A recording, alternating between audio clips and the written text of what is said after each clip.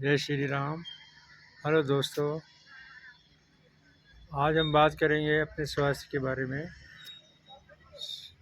यदि हमें आजकल थोड़ा सा मौसम बरसात के साथ साथ ठंड का भी शुरू हो गया है, तो उसमें हमारे को खांसी जुकाम सर्दी बुखार इस तरह की समस्याएं पैदा हो सकती हैं।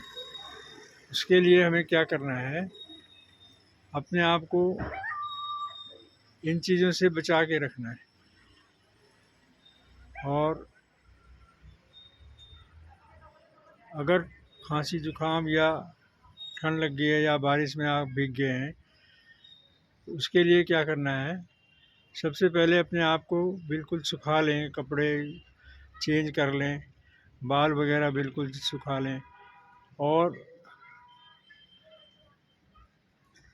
कोई भी घर में जैसे हम चाय वगैरह बनाते हैं तो काली मिर्च की चाय, उसमें हम 2-3 चीज़ें और डाल सकते हैं। काली मिर्च हो गया, छोटी इलायची हो गया, दालचीनी पाउडर हो गया, छोटी इलायची का पाउडर हो गया, और इसके अलावा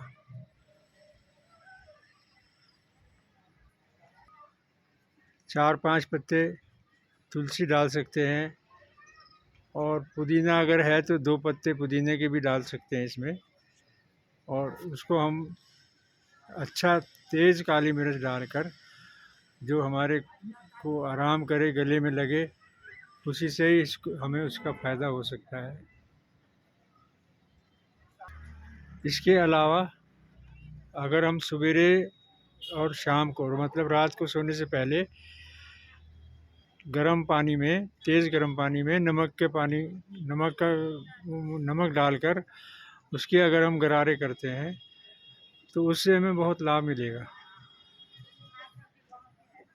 गला और खांसी और छाती में जलन बिल्कुल नहीं रहेगी।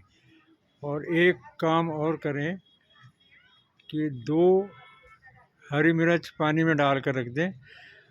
रात को अगर भिगाते हैं तो आप सुबह को उस पानी को गर्म करके इस्तेमाल करें। कम से कम 2 या 3 गिलास कम से कम पानी का इस्तेमाल करें, तो आपकी बलगम छाती में जितनी जमा होगी वो सही होगी। गले के लिए बहुत फ़ायदेमंद है।